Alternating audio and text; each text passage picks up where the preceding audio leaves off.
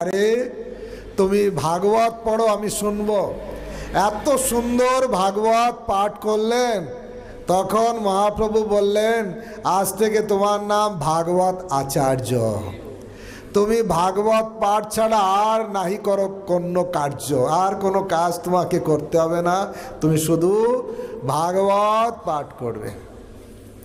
তা ভাগবতের আচার্য, আপনারা শুনে অবাক হবেন, এই কলকাতায় ভাগবত আচার্যের আবির্ভাব স্থল, তাই কি না? কোথায়? বরানগর পাটবাড়ি, যেখানে আমাদের বাঙালিদের জন্য একটা সুখবর জেনে রাখুন। উনি কি করেছেন, আমরা সংস্কৃত কারা পড়ে বুঝতে পারেন? হাত তুলুন দেখি। কেউ না। তা আমরা সংস্কৃত বুঝি না। ভাগবত কোন ভাষায় লেখা আছে? সংস্কৃত ভাষায়। ছিল প্রভুপাদ কত কষ্ট করে এই সংস্কৃত থেকে ইংরেজিতে করেছেন। ইংরেজি আবার কি বলে শব্দার্থ দিয়েছেন, আবার তাৎপর্য দিয়েছেন। আর আমাদের গুরুবর্গ আচার্যরা ওনারা আবার সেই ইংরেজি থেকে বাংলায় করেছেন। আর ভাগবত আচার্য উনি কি করেছেন জানেন?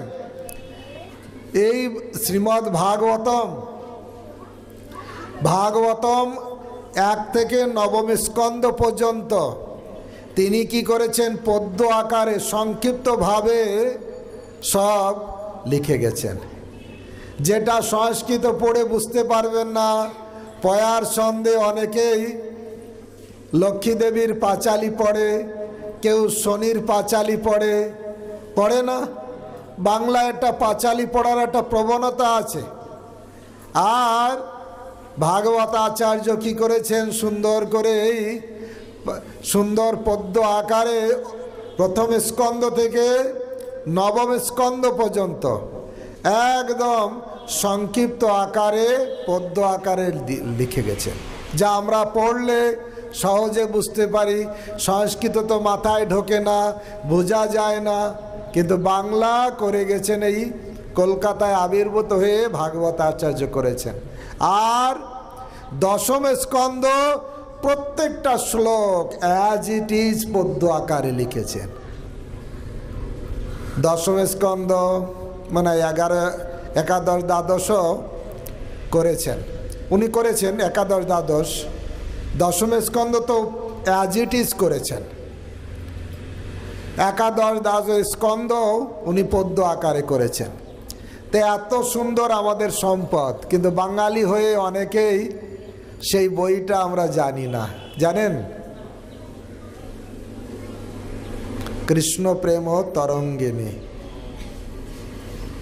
মানে কৃষ্ণ প্রেম তরঙ্গিনী ভাগবত আচার্যের লেখা সুন্দর পদ্য আকারে ভাগবত। সংস্কৃত পড়তে কষ্ট, বাংলায় আছে। তা এই ভাগবত আচার্য এখানে পাঠ হচ্ছে, এখানে ভাগবত পাঠ হচ্ছে। বুদ্ধিমান মানুষ আপনারা বুঝুন, কে কার কথা শুনে। এখানে ভাগবত পাঠ হচ্ছে, ভগবানের কথা আলোচনা হচ্ছে। এখানে কেউ কথা বলছে না। আপনি বাইরের থেকে এসে কথা বলছেন কেন? তা এই ভাগবত আচার্যের আবির্ভাব স্থল হচ্ছে এই কলকাতা, যেখানে আবির্ভূত হয়েছেন। বিশেষ করে যে বার্থ প্লেস অফ কি ছিল প্রভুপাদ এই কলকাতাতেই আবির্ভূত হয়েছেন। কলকাতায় আবির্ভূত হয়ে তিনি সারা পৃথিবীকে মায়াপুর করে দিয়েছেন। আমেরিকার মতন জায়গায় মায়াপুর তৈরি করে দিয়েছেন। বৃন্দাবনকে নিয়ে চলে গেছেন আমেরিকায়। কারণ শুদ্ধ ভক্ত যেখানে থাকেন, এই ইকোটা কমিয়ে দেন। শুদ্ধ ভক্ত যেখানে যান সঙ্গে ভগবানকে নিয়ে যান। প্রভুপাদ বৃন্দাবনে ছিলেন, বৃন্দাবন থেকে আমেরিকায় গেলেন। আর আমেরিকায় গিয়ে হরে কৃষ্ণ, আমেরিকায় গেলেন, সঙ্গে কাকে নিয়ে গেলেন? ভাগবতকে নিয়ে গেলেন। হরে কৃষ্ণ। ভাগবতকে সঙ্গে নিয়ে গেলেন আর হৃদয়ে বৃন্দাবনকে নিয়ে গেলেন, নিয়ে সারা পৃথিবী বৃন্দাবন করে দিলেন, সারা পৃথিবী ভাগবতের কথা প্রচার করলেন। তা এটা হচ্ছে শুদ্ধ ভক্তের ভাব। শুদ্ধ ভক্ত যেখানে থাকেন সেটা আর কমাতে পারছেন না। হরে কৃষ্ণ, হরে কৃষ্ণ। এবার হলো তো এতক্ষণ পরে। তা ছিল প্রভুপাদ শুদ্ধ ভক্ত, তিনি সারা পৃথিবীতে ভগবানের বাণী প্রচার করেছেন, সারা পৃথিবীতে ভাগবতকে দিয়ে দিয়েছেন, সারা পৃথিবীতে বৃন্দাবনকে নিয়ে চলে গেছেন। জগন্নাথ, আমাদের ভক্তি পুরুষোত্তম স্বামী মহারাজ বলেন, জগন্নাথ দেব আগে ছিলেন নীল মাধব, তাই না? কি খেতেন, কি প্রসাদ পেতেন? বিশ্বাবসু জঙ্গল থেকে ফল এসব আনতেন আর ফল খেতে দিতেন, তাই কি না? সকাল থেকে যেতেন, সেখানে যে বন থেকে ফল ফুল জোগাড় করে ফুল দিয়ে পূজা করতেন আর ফল ভোগ লাগাতেন, তারপরে চলে আসতেন। তখন নীলমাধব ভাবলেন এই ফল খেয়ে আর কতদিন থাকা যায়। তা উনি ইন্দ্রদ্যুম্ন রাজার মনে তিনি প্রভাব খাটালেন, আর ইন্দ্রদ্যুম্ন রাজার মাধ্যমে উনি জগন্নাথ পুরীতে চলে আসলেন। এসে কি করলেন? 56 ভোগ খেতে শুরু করলেন। আগে কি খাচ্ছিলেন?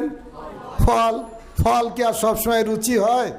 তাই ইন্দ্রদ্যুম্ন রাজাকে অনুপ্রেরণা দিয়ে উনি সেই জঙ্গল থেকে চলে আসলেন, বিরাট বড় মন্দিরে এসে 56 ভোগ পেতে লাগলেন। আপনারা দেখেছেন পুরীতে 56 ভোগ মানে নির্দিষ্ট সবজি থাকবে, সব হবে না, টমেটো দেবে না, অন্য গোল আলু দেবে না, অনেক কিছু দেবে না। আর দক্ষিণ ভারতের ইডলি ধোসা তো দেবেই না, আর পিজা পাস্তা তো কোনো কথাই নেই, দেবে? আর সেই জন্য ভক্তি পুরুষোত্তম মহারাজ বলেন, জগন্নাথ কি করলেন? প্রভুপাদকে পাঠালেন, প্রভুপাদ তুমি আমাকে সারা পৃথিবীতে নিয়ে যাও, আমি সাউথ ইন্ডিয়ানে প্রসাদ পাবো, ইডলি ধোসা পিজা পাস্তা খাবো। আর সেই জন্য প্রভুপাদ এই জগন্নাথকে সারা পৃথিবীতে নিয়ে গেলেন। আর এখন America, Russia, France, German, Italy, উত্তর ভারত, দক্ষিণ ভারত সব জায়গায় জগন্নাথ, আর জগন্নাথ কত রকমের প্রসাদ পাচ্ছে। তা ভগবান, ভক্তরা সব জায়গায় ভগবানকে নিয়ে চলে যান, আর ভক্তরা যেখানে যান সেটা যদি নরক হয় সেটাকেই বৈকুণ্ঠে পরিণত হয়ে যায়। হরি বল। আমরা কালকে আলোচনা করছিলাম শুদ্ধ ভকত চরণ রেণু ভজন অনুকূল। ওই গানের ভিতরে একটা জায়গায় আছে, যেদিন গৃহে ভজন দেখি গৃহেতে গোলক ভাই, চরণ সিধু দেখিয়া গঙ্গা সুখ না সীমা পায়।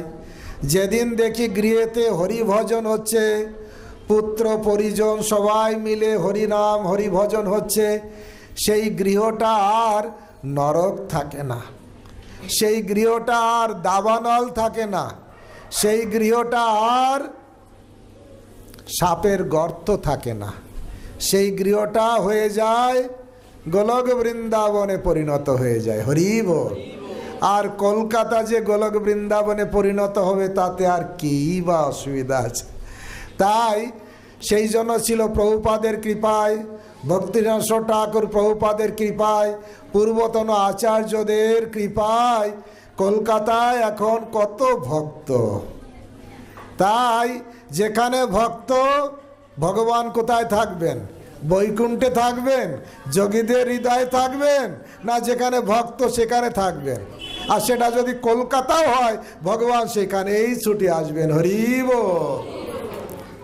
সবাই আমার সঙ্গে বলুন, নাহং বসামি বৈকুণ্ঠে যোগিনাং হৃদয়ে নচ মদ ভক্ত যত্র গায়ন্তি তত্র তিষ্ঠামি নারদ। হে নারদ, আমার ভক্ত যেখানে থাকে আমি সেখানেই থাকি। সে আমি বৈকুণ্ঠে থাকি না, যোগীদের হৃদয়েও থাকি না। ভক্তরা যেখানে আমার কথা আলোচনা করেন সেখানেই থাকি।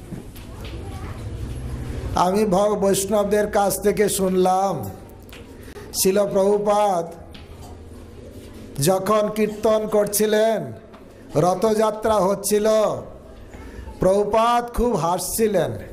তখন ভক্তরা জিজ্ঞাসা করলেন, প্রভুপাদ আপনি হাসছিলেন কেন? খুব বলছে, আরে কি বলবো, রথযাত্রায় এত হিপিরা মাথা নেড়া করে, তিলক পরে, কণ্ঠিমালা পরে, গৌরিক বসন পরে হরিনাম করছে।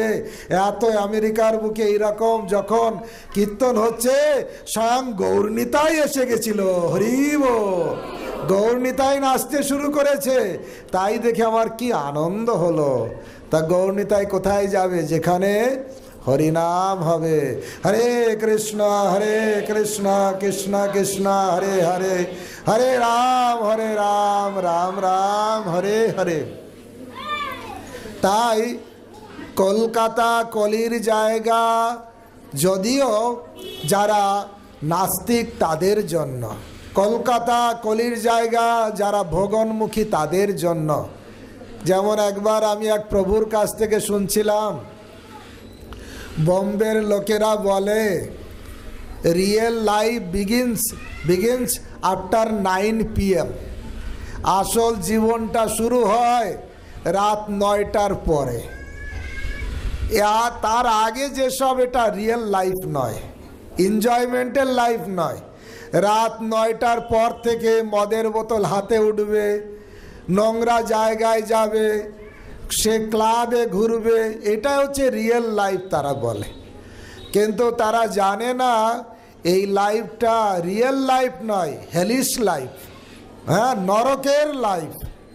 আর নরকের যাওয়ার রাস্তার জন্য এই 4টে জায়গা কলি সেখানে বসে আছে। যেখানে বেশি করে আমিষ আহার হয়, যেখানে বেশি মাদক দ্রব্য সেবন হয়, যেখানে জুয়া পাশা খেলা হয়, যেখানে অবৈধ মেলামেশা হয়, সেই জায়গা নরকে যাওয়ার রাজপথ। তাই ভোগের সামগ্রী চারিদিকে থাকতে পারে, চারিদিকে ভোগের হাতছানি থাকতে পারে, কিন্তু আচার্যরা এই কলকাতায় প্রচার করেছেন। শিল প্রভুপাদ কলকাতা মন্দির, ত্রিচি অ্যালবার্ট রোড করেছেন। সেখানে প্রভুপাদ অনেক দিন অবস্থান করেছেন। তিনি মন্দির প্রতিষ্ঠা করেছেন। রাধা গোবিন্দ দেব অ্যালবার্ট রোডে আছেন, তিনি সবাইকে কৃপা করছেন। সেই জন্য কলকাতাবাসীদের জন্য সুযোগ, ভগবান এই কলকাতায় এসে গেছেন, শুদ্ধ ভক্ত কলকাতায় এসেছেন।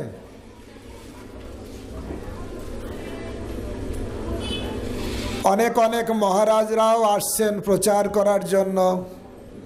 আমি শুনছিলাম আজকে বা কবে, 2 দিন পরে রাধানাথ স্বামী মহারাজ উনিও আসবেন। ভক্তিচারু স্বামী গুরু মহারাজ কয়েকদিন আগে এসেছিলেন। গুরু মহারাজও, জয়পতাকা স্বামী গুরু মহারাজও এসেছিলেন। প্রত্যেক রথযাত্রার সময় সব গুরুদেবরা মহারাজরা আসেন। তা কলকাতা কেউ যদি বলে কলির জায়গা, হ্যাঁ, এখন সেটা অনেকটাই পরিবর্তন হয়ে গেছে। যারা কলির জায়গা মনে করে নিজেকে নরকের রাস্তাটাকে সুগম করছে, সেটা আলাদা। কারণ কলি যে 4টে পাপের জায়গায় অবস্থান করেন, কেউ যদি সেই পাপের জায়গাকেই আনন্দের উৎস বলে মনে করে, তার জন্য যমদূত আর বেশি দেরি থাকবে না, খুব তাড়াতাড়ি কাছাকাছি এসে যাবে। তাই আমরা দেখেছি এই 4টে পাপ কর্ম যারা করে তারা খুব তাড়াতাড়ি মৃত্যুবরণ করে। আমাদের একজন প্রভু, আমার মনে আছে প্রেমাঞ্জন প্রভু, যিনি বৈষ্ণব ফিলোসফি নিয়ে পিএইচডি করেছেন, তিনি একদিন ওনার লেকচারে বলছেন, আপনারা যান ক্যালকাটা মেডিকেল হসপিটালে, এমার্জেন্সিতে যারা মৃত্যুর সঙ্গে পাঞ্জা লড়ছে, দেখবেন তারা এই 4টে পাপ কর্ম বেশি করে করেছে বলে তাড়াতাড়ি এমার্জেন্সিতে তারা অ্যাডমিট হয়েছে। আমরা দেখে থাকি যেটা মানুষ জড় ভোগের বস্তু বলে মনে করে, মদের বোতল, আর তাদের লিভার কত তাড়াতাড়ি নষ্ট হয়ে যায়, কত তাড়াতাড়ি দুরারোগ্য ব্যাধিতে তারা আক্রান্ত হয়। আমিষ আহার যারা জীবনের ইন্দ্রতৃপ্তির উৎস বলে মনে করে, তাদের জীবনে কত তাড়াতাড়ি কঠিন কঠিন রোগ ব্যাধির দ্বারা কিভাবে আক্রান্ত হয় আমরা নিজের চোখে দেখছি। যদি ভক্ত যারা সাত্বিক খাদ্য আহার করছে, তাদেরকে যদি জিজ্ঞাসা করা হয় শরীর আগের থেকে ভালো আছে না খারাপ আছে, অনেকেই বলবে প্রভু আগের থেকে শরীর অনেক ভালো আছে। যেদিন থেকে নিরামিষ খেতে শুরু করেছি সেদিন থেকে আমার অ্যাসিডিটি চলে গেছে, সেই দিন থেকে আমার অনেক অনেক দুরারোগ্য ব্যাধি চলে গেছে। অনেক ভক্তরাই তারা উপলব্ধি বলবে যে আমার ডাক্তারি বিল অন্তত 50% তো কমেছে, আর এখন কমতেই চাচ্ছে, আরও কমছে। তো এটা কোনো হঠাৎ ভুইফোড় কোনো কথা নয়। এ মানুষকে আধ্যাত্মিকতা শিক্ষা দেয়, মানুষের জীবন কিভাবে উন্নত হবে। মানুষ বিড়ি খাবে ফুক করে, আর ক্যান্সার তার হবে না অন্যের হবে। আমরা কত বোকা লোক। আমি মাঝে মাঝে ভাবি, বাবার টাকা খরচা করে স্কুলে গিয়ে লেখাপড়া শিখেছি, পড়াশোনা শিখেছি, যে দোকান থেকে বিড়ি কিনি সেই দোকানের উপরে কি লেখা থাকে? বিড়ির দোকানের উপরে কি লেখা থাকে? সাইনবোর্ড দেয়া থাকে কি থাকে না? আর ওই সাইনবোর্ড 10 বার পড়ি, আর 10 বার না 20 বার বিড়ি খাই, সিগারেট খাই। কতটা বুদ্ধি! এটা কি আমার জন্য এত সাইনবোর্ড লিখে দিয়েছে? আমার ভালোর জন্য। খরচা করে সাইনবোর্ড লেখার কি দরকার? গভর্নমেন্ট এত অ্যাডভাইস দেওয়ার কি দরকার? মানুষের ভালোর জন্য। সাধুরা গলা ফাটিয়ে ফাটিয়ে বারবার বলছে, দয়া করে আমিষ আহার করবেন না, দয়া করে মাদক দ্রব্য সেবন করবেন না। এর কি সাধুর ভালোর জন্য না অন্যের ভালোর জন্য? দাঁড়ে দাঁড়ে যেয়ে সাধুদের কি দরকার? মায়াপুরে কি জায়গা নেই থাকার? মায়াপুরে বসে হরি ভজন করে তাও থাকতে পারে, জীবন সার্থক করতে পারে। তবুও সাধুরা পরের ঘরে ঘরে গিয়ে শুধু হাতে ধরে পায়ে ধরে বলবে, দয়া করে পাপ করবেন না, দয়া করে খারাপ কাজ করবেন না, দয়া করে হরিনাম করুন। কোন সাধুরা বাবা মা ছেড়ে, সংসার পরিজন আত্মীয় স্বজন ছেড়ে মানুষের উপকার করছে, তবুও মানুষের কানে যদি জল না ঢোকে আর কি বলা যেতে পারে? মানুষ দেখেও বোঝে না। একটা লোক বোঝে কি করে? তাকে যদি বলা হয়, এই তুমি আগুনে হাত দিলে হাত পুড়ে যাবে, ও আর হাত দেয় না। বুদ্ধিমান নয় কি? আর একটা লোককে বলা হয়, আরে আগুনে হাত দিলে হাত পুড়বে, ও তবু আগুনে হাত দেয়। তারপরে যখন হাত পুড়ে যায় তারপরে আর হাত দেয় না। আবার কিছু লোক আছে, তাকে বলা হয় আগুনে হাত দিলে হাত পুড়বে, ও আগুনে হাত দেয়, হাত পড়ে আবারও হাত দেয়। বলুন কেমন বোকা সে? তা বিড়ি সিগারেটে আমাদের কতটা লাভ হয়?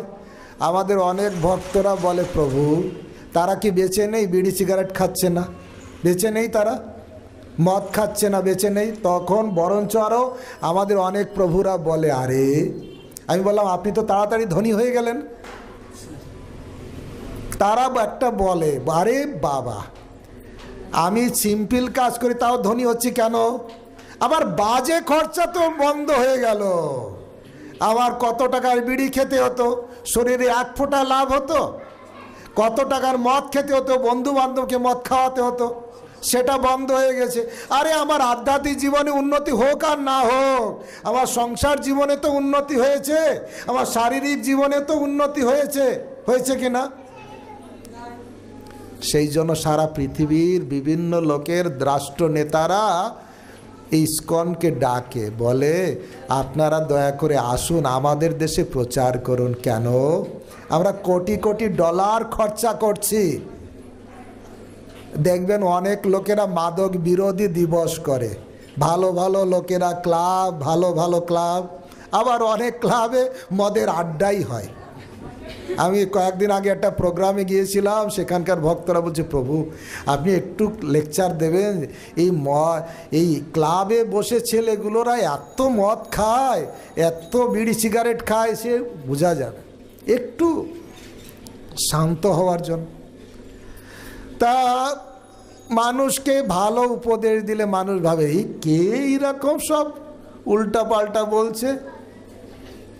আমাদের শত্রু মনায় এসেছে, যে আমাদের বিড়ি খেতে নিষেধ করছে, যে আমাদের মাদকদ্রব্য পান করতে নিষেধ করছে, যে আমাদের খারাপ খাদ্য খেতে নিষেধ করছে। কে? এই শত্রু। সত্যি এইরকমই, কিছু মনে করবেন না। ইন্দ্র একবার কি হয়েছিল জানেন? ইন্দ্র ও ওনার গুরুদেব বৃহস্পতির চরণে অপরাধ করেন। অপরাধ করলে বৃহস্পতি অভিশাপ দিয়ে যা মর্তে যে শূকর হয়ে জন্ম নেয়। আর ইন্দ্র এই মর্তে চলে আসে, শূকর হয়ে জন্মগ্রহণ করে। শূকর হয়ে জন্মগ্রহণ করে তার শূকরই হয়। আর কি খায় সে? টাটকা টাটকা বিষ্ঠা খাচ্ছে। কোথায় ইন্দ্রলোকে সেই অমৃত পান করত, আর এখানে টাটকা বিষ্ঠা খাচ্ছে, আর প্যাচপেচে জায়গায়, নোংরা জায়গায় থাকছে। শূকরই আছে, বাচ্চা কাচ্চা আছে, ইন্দ্রপদ খালি। তখন ব্রহ্মা দেখলেন আরে ইন্দ্রপদ খালি, ইন্দ্রপদ চালাবে কে? চলো চলো চলো। ও দৌড়ে আসলো, ব্রহ্মা চলে আসলেন। এসে ইন্দ্রদেবকে বলতে লাগলেন আরে ইন্দ্রদেব, তুমি এখানে নোংরা খাবার খাচ্ছ, নোংরা জায়গায় আছো, তুমি চলো স্বর্গলোকে, তুমি হচ্ছে ইন্দ্র, চলো সেখানে ভালো খাবার আছে, সুন্দর পরিষ্কার জায়গা আছে। শূকর রূপী ইন্দ্র কি করলো? বুঝতে পারলো না। সে বড় দাঁত আছে শূকরের, ওই দাঁত দিয়ে তাকে তাড়িয়ে নিয়ে গেল। আমাকে এখান থেকে প্যাচপেচে জায়গার থেকে ভালো জায়গা আর হতে পারে? এই রকম টাটকা বিষ্ঠার থেকে ভালো খাবার জগতে হতে পারে? এই ইন্দ্ররূপী শূকর মনে করছে। তারপরে দেখলো একে বোঝানো যাবে না। তখন ব্রহ্মা যোগ বলে তার শূকরীকে মেরে দিল। ব্রহ্মা যোগ বলে তার বাচ্চা কাচ্চাগুলোকে মেরে দিল। যখন সেই ইন্দ্র, শূকররূপী ইন্দ্র একা হয়ে গেল, আবার যখন ব্রহ্মা এসেছে তখন বলছে হ্যাঁ আমার জীবনে তো খুব কষ্ট, কি বলছেন আপনি বলুন। তা আসলে আমাদের জীবনে যখন সব কিছু আসে, বিড়ি সিগারেট আসছে, মদের বোতল আসছে, টাকা পয়সা আসছে, তখন ডোন্ট কেয়ার ভগবানকে কি দরকার। কিন্তু যখন জীবনে আদলা ইট পড়ে তখন ভগবানকে স্মরণ হয়। আর আদলা ইট যে কোনো সময় জীবনে আসতে পারে। আমি একটু কালকে মনে একজন মহারাজের লেকচার শুনছিলাম, একজন লোক, ভদ্রলোক এসে বলছে আমি আপনার ইউটিউবে লেকচার শুনি, তা আমার স্ত্রীর না ক্যান্সার হয়েছে, আপনি একটু কিছু বলুন। মহারাজ বলছেন ক্যান্সার কি? আরে ক্যান্সার যার হয়নি তারও তো সে চিড়ে চাপটা হয়ে যাচ্ছে যে কোনো মুহূর্তে, হচ্ছে না? যখন তখন বিপদ হচ্ছে না, অ্যাক্সিডেন্ট হচ্ছে না, রাত্রে শুয়ে আছে, ক্যান্সার হয়নি কিন্তু রাত্রে শুয়ে আছে, দরজায় খটখটাতে হচ্ছে, দরজা খুলছে না, কি ব্যাপার? দরজা ভেঙে দেখা গেলে পটল তুলেছে। হার্ট অ্যাটাক হচ্ছে কি হচ্ছে না? আরে নিঃশ্বাসে নৈব বিশ্বাস, এখানে লারে লাপ্পা করলাম, 2 দিন পরে যখন পটল তুলব তখন যমদূত এসে যে ডান্ডা মারবে। আমি যদি যমদূতকে বলি আমার বিরাট বড় ফ্ল্যাট বাড়ি ছিল, কোটি কোটি টাকার মালিক ছিলাম, যমদূত কয়েকটা টাকা ঘুষ নিয়ে নাও। যমদূত শুনবে? এখানকার পুলিশ আসবে আপনাকে ধরার জন্য আসামি বলে, আপনি কিছু টাকা ঘুষ দিয়ে দিন, পুলিশ বলে আমি আসামিকে খুঁজে পাইনি। কিন্তু যমদূত ক্ষমা করে দেবে? ঘুষ নিয়ে নেবে? সবাই আমার সঙ্গে বলুন, কৃষ্ণ নাম ভজ জীব, আর সব মিছে, পলাইতে পথ নাই, জম আছে পিছে। আমরা মনে করি না না না, আমাকে যমদূত দেখতে পাবে না। আরে কত বড় বড় ধনী লোক, কত বড় বড় রাজনৈতিক নেতা স্টেজ উঠে অনেক কথা বলেছে, ওই সব ধর্ম টর্ম করার দরকার নেই। কিন্তু হঠাৎ করে সে পটল তুলেছে, হয়েছে কি না দেখেছেন? নাম বলার দরকার নেই, কিন্তু কত বড় বড় ব্যক্তি, তাদেরকেও শ্মশানে যেতে হয়েছে। আর আমি যাব কি যাব না? না, আমি শ্মশানমুখী হব না, তাই কি? হতে হবে। যদি কপালে থাকে শ্মশানমুখী হবেন, আর কপালে না থাকলে রাস্তায় পড়ে মরে কেউ দেখতেও পাবে না, এরকমও হতে পারে। তাই এই শরীর আমার আছে, শরীর আছে ভগবান দিয়েছে কি জন্য? আলো বাতাস সব কিছু দিয়েছে ভগবান। আপনি এখানে ইলেকট্রিসিটি চালান, আর যদি বিল পেমেন্ট না করবেন, কি ইলেকট্রিক চলবে কন্টিনিউ? ওই ইলেকট্রিসিটি বোর্ড এসে কেটে দেবে। এত সুন্দর আলো দিচ্ছে, কে দিচ্ছে? ভগবান দিচ্ছে। এত সুন্দর বাতাস দিচ্ছে, কে দিচ্ছে? ভগবান দিচ্ছে।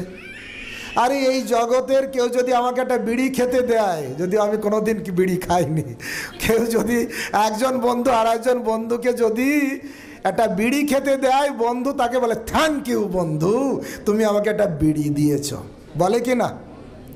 ক্যান্সার হবে যে বিড়িতে, সেই বিড়িও যদি একজন বন্ধু আর একজন বন্ধুকে দেয়, তাকে ধন্যবাদ দেয় কি দেয় না? আরে ভগবান এত ভালো জিনিস দিয়েছেন, আলো দিয়েছে, বাতাস দিয়েছে, গাছপালা, সুন্দর পৃথিবী, কে দিয়েছে? নিউটন তৈরি করেছে? টাটা বিড়লার কোম্পানিতে তৈরি হয়েছে?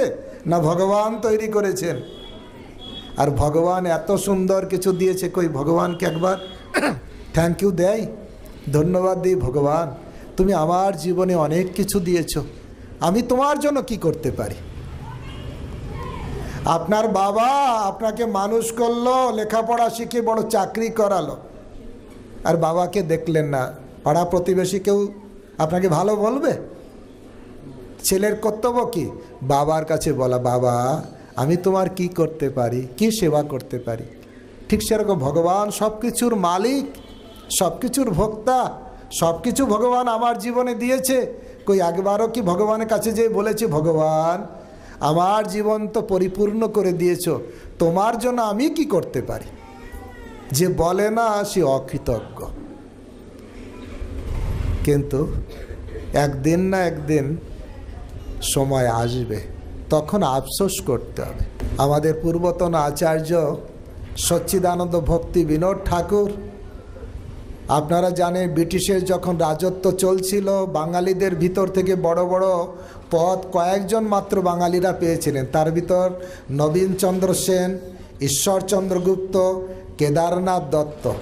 তার ভিতরে ছিলেন এই কেদারনাথ দত্ত। পরবর্তীকালে যার নাম হয় সচ্চিদানন্দ ভক্তি বিনোদ ঠাকুর। তিনি সুন্দর সুন্দর কীর্তন লিখেছেন, গীতা ভাগবতের কথা সুন্দর পদ্য আকারে লিখে দিয়েছেন। অনেকে এও মন্তব্য করেন, হয়তো আপনারা অনেকে চেনেন না, আপনারা রবীন্দ্রনাথ ঠাকুরকে চেনেন, কিন্তু আমাদের ভক্তি জগতে এটাও প্রচার হয়, বলা হয় এই ভক্তি বিনোদ ঠাকুর এত ওনার উন্নত জ্ঞান ছিল, এত ওনার কবিতা শৈলী ছিল, উনি যদি পারমার্থিক কবিতা না লিখে জাগতিক কবিতা লিখতেন, তাহলে হয়তো এই ভক্তি বিনোদ ঠাকুরই বিশ্বকবি হয়ে যেতেন। কেউ বিশ্বাস করতে পারে না করে, কিন্তু ভক্তি জগতে ভক্তদের ভিতরে এইসব কথা আলোচনা হয়। আমার বলার উদ্দেশ্য হচ্ছে, উনি সাধারণ ব্যক্তি ছিলেন না। আজ থেকে 150 বছর আগে নদিয়া ডিস্ট্রিক্টের ডেপুটি ম্যাজিস্ট্রেট ছিলেন, ডিএম ছিলেন। এবং উনি উনার কীর্তনে লিখেছেন কত সুন্দর সুন্দর কথা, আমাদের কানে জল যাওয়ার কথা। কি লিখেছেন আমার সঙ্গে বলবেন একটু? আপনারা তো বাইরের অনেক কবিতা পড়েছেন, আমাদের একটু কবিতা একটু আপনাদের উচ্চারণ করাই। সবাই বলুন। এমনও দুর্লভ মানব দেহ পাইয়া কি করো ভাবনা কেহ, এবে না ভজিলে যশোদা সুত চরমে পড়িবে লাজে।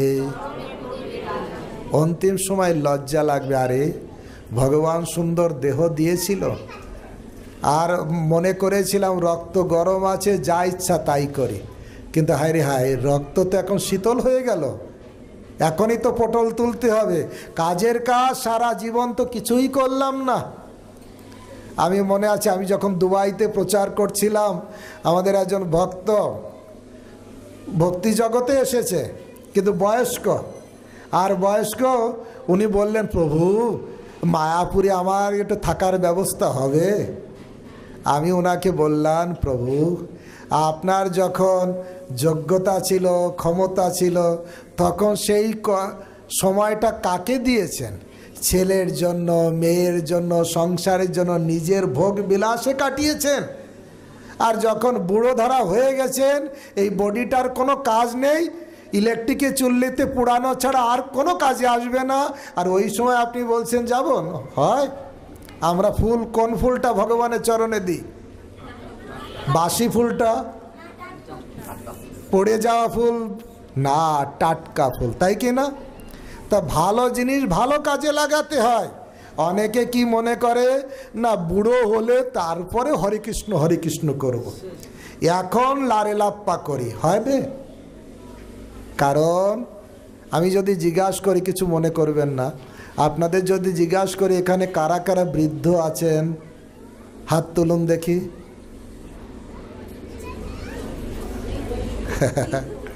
সবাইকে হাত তোলা উচিত, কারণ আমি যদি জিজ্ঞাসা করি ইংরেজিতে হাউ ওল্ড আর ইউ আর, আপনি যদি 10 বছরের বয়সের লোক হন, কি উত্তর দেন? I am 10 years old. Old কথাটার অর্থ কি? ইংরেজি আপনারা সবাই জানেন। ওল্ড কথাটার অর্থ কি? পুরানো বা বৃদ্ধ।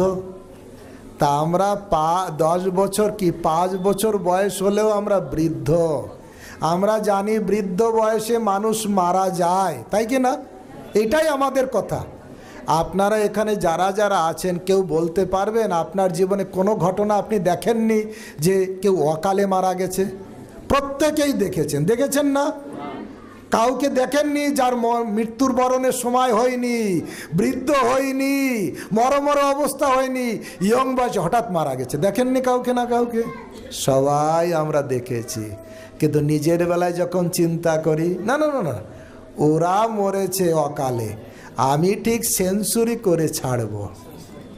বড় বড় ক্রিকেট খেলোয়াড়রা ব্যাট নিয়ে যখন মাঠে নামে, অডিয়েন্সরা অ্যাকসেপ্ট মানে চিন্তা করে এ ঠিক সেঞ্চুরি করবে, আর অত বড় খেলোয়াড়ও 10 রানে বোল্ড হয়ে যায়, হয় কি হয় না? আমাদের জীবনে যে আমরা কত রানে বোল্ড হব কেউ আমরা জানি? নিঃশ্বাসে নৈব বিশ্বাস, নিঃশ্বাসে কোনো বিশ্বাস নেই। কালকে যে সূর্যের মুখ দেখতে পাবো কি পাবো না, কোনো গ্যারান্টি নেই। তাই আমাদের জীবনকে অনিত্য। এই জন্য ভক্তিবিনোদ ঠাকুর আর একটা সুন্দর কথা বলেছেন, ওনার উপলব্ধি দিয়ে বলেছেন, ওনার দূরদর্শিতা দিয়ে বলেছেন। উনি একজন মহাত্মা, বিরাট বড় সাধু। আপনারা অনেকেই ষড় গোস্বামীর নাম শুনেছেন।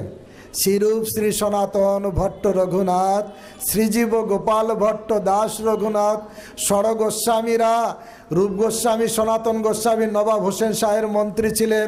সব পরিত্যাগ করে বৃন্দাবনে ভজন করেছেন, গৃহ সব কিছু পরিত্যাগ করেছেন, ওনাদের বলা হতো গোস্বামী। এই সচ্চিদানন্দ ভক্তিবিনোদ ঠাকুর উনি গৃহস্থ জীবনে ছিলেন, তবুও ওনাকে বলা হতো গোস্বামী। ওনারা হচ্ছে ষড় গোস্বামী বৃন্দাবনে, আর ইনাকে বলা হতো সপ্তম গোস্বামী। এত উন্নত জ্ঞানের অধিকারী ছিলেন, এত উন্নত ভজনশীল মহাত্মা ছিলেন, ভগবানের পার্শ্বদ বললেও অত্যুক্তি হবে না। উনি গান লিখেছেন, কবিতার মতনও ভাবতে পারেন। দেখবেন সেখানে কত সুন্দর উপদেশ দেওয়া আছে। সবাই আমার সঙ্গে বলুন, জীবন অনিত্য জানহ সার, তাহে নানাবিধ বিপদ ভার। সত্যি কথা কি না? জীবন নিত্য না অনিত্য? আপনি যদি কোনো ব্যাপারটা সত্য বলতে চান, অনেক সময় বলেন অ্যাজ ট্রুথ অ্যাজ ডেথ। এই জিনিসটা এত সত্য, মৃত্যুর মতন সত্য। অর্থাৎ সবার জীবনে নিরেট সত্য যদি কিছু থাকে, সেটা কোনটা? মৃত্যু। হবে কি হবে না? গীতাতে কৃষ্ণ বলেছেন জাতস্য হি ধ্রুব মৃত্যু জন্ম মৃতস্য চ। যার জন্ম হয়েছে তার একদিন না একদিন মৃত্যু হবে। হাজার চেষ্টা করলেও কেউ মৃত্যুর হাত থেকে রেহাই পাবে না।